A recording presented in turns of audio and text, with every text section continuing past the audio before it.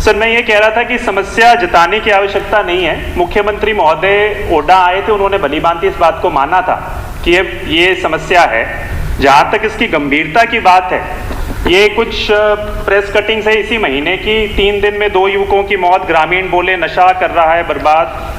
गांव मसीता, डबवाली, गंगा के बाद सावंतखेड़ा में नशे के ओवरडोज से युवक की मौत। ये 1 हफ्ते के अंदर 4 मौतें हुई थी डबवाली में। हर 10 मिनट में लगता है नशे का इंजेक्शन, मौत। ये कई सारी है, मैं इसको टेबल कर दूंगा, आपका समय व्यर्थ नहीं करूंगा। अभय सिंह जी ने पूरी आपके सामने आंकड़े रखे। एक आंकड़ा जो ये है, जो आपको देखने की आवश्यकता है, जिस पर भी चर्चा भी हो रही थी, जो सिरसा का ड्रग डी एडिक्शन सेंटर है, 2015 में तकरीबन वहाँ पे 1919 केस थे जो रजिस्टर्ड हुए थे। वो 2018 में बढ़ के 866% उनमें इंक्रीज आया था। वहाँ बढ़ के 18,550 केस हो गए। 2019 में 28,280 केस हो गए। 1370% उसमें इजाफा हुआ। और आज की तारीख में जो सिर्फ 7 महीने जुलाई के हैं, उसमें 16,550 केस आ चुके हैं, तकरीबन 760% इसमें इजाफा। इसी तरीके से ओपीडी की बात हो, आईपीडी की बात हो, 12 हमारे वहाँ पर प्राइवेट डी एडिक्शन सेंटर है, उनका भी यही है। ये आंकड़े मैं आपके समक्ष रखना चाहूँगा।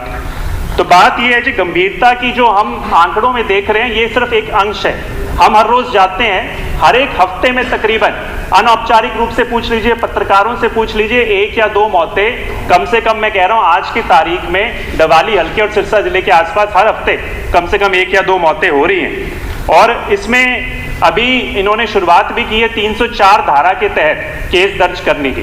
जो सिरसा जिले में 6 केस दर्ज हुए, उसमें से 5 डवाली हल्के में थे। उसमें भी एक जो जैसे अभी बात रखी गई, एक सोचने वाली बात है। गंगा की एक महिला, एक युवती का यही ओवरडोज के कारण उसकी मृत्यु हुई, उसके ऊपर भी उस हिसाब से। और HIV का भी मैं मानना चाहता हूं, इस चीज को समझने की जरूरत है। ये जो इंजेक्शन लगाए जा रहे हैं, इससे एक HIV का भी एक कुचक्र फैलता जा रहा है। अब सोचने की बात यह है कि नशा अपने आप में एकांत में काम नहीं करता। नशे को कोई एक ऐसा एनवायरनमेंट चाहिए, एक ऐसा मैं मानता हूं सहायक वातावरण चाहिए जिसके अंदर वो फल फूलता है। जहां पर बेरोजगारी और निराशा, मैं मानता हूं सही मायने में इसका मुख्य कारण है, वहीं पे उसके कारण सबसे बड़ा जो मैं मानता हूं जो परिणाम है इसका, वो कहीं ना कहीं अपराध है। आप सभी ने कहावत सुनी होगी कि खाली दिमाग शैतान का घर। तो अगर जेब खाली होगी, हाथ खाली होंगे, दिमाग पर अगर निराशा का पर्दा होगा, तो अपने आप उसके जो खाली हाथ हैं वो नशे की तरफ, नशे का इंजेक्शन पकड़ने का काम करेंगे। कल 2 दिन तक हमारे यहाँ पर चर्चा हुई लॉ एंड ऑर्डर की।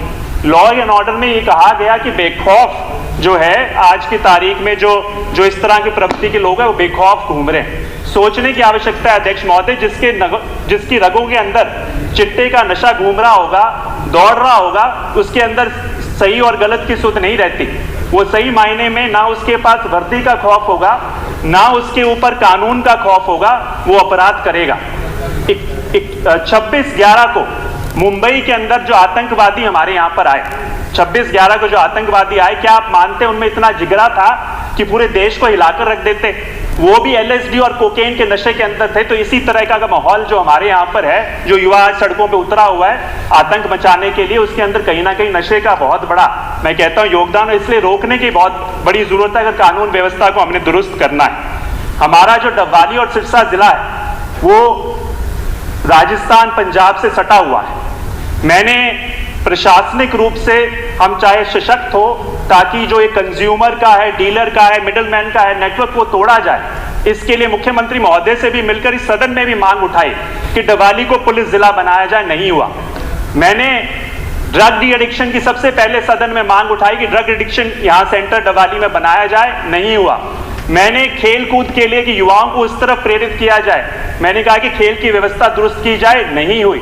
मैंने कहा कि रोजगार के लिए आप यहाँ पर सही मायने के अंदर जो कृषि आधारित रोजगार हैं उनको स्थापित किया जाए, प्रोसेसिंग यूनिट लगाई जाए, नहीं हुआ। क्या कारण है मैं नहीं जानता, बट मैं एक बात कह सकता हूं, बदलाव हमें सोच में बदलाव करना होगा। चाहे मैं आज कांग्रेस का जरूर हूं, चाहे डबवाली से जरूर हूं, अगर मैं मांग उठा रहा हूं, मैं सभी के लिए मांग उठा रहा हूं, मैं अपने लिए मांग नहीं उठा रहा। बदलाव करना जरूर है।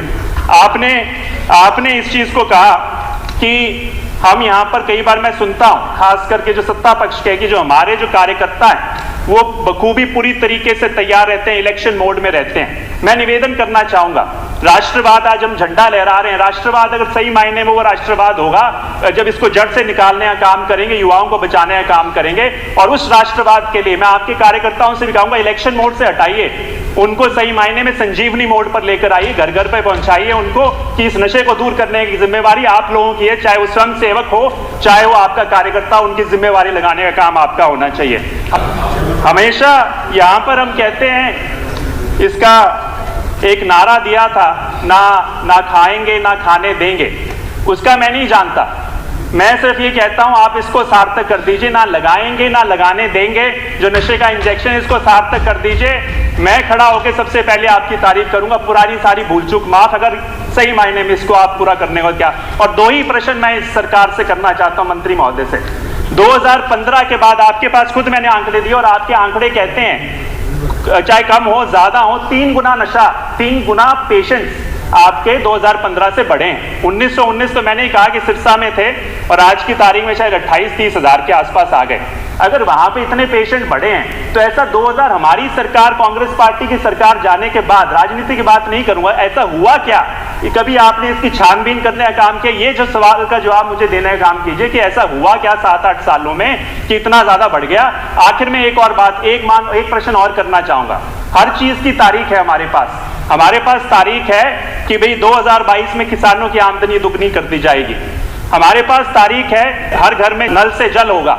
एक तारीख और बता दीजिए कि इस हरियाणा की युवाओं के ऊपर से इस नशे का जो काला साया वो कब हटेगा, ये तारीख और जरूर बता दीजिए।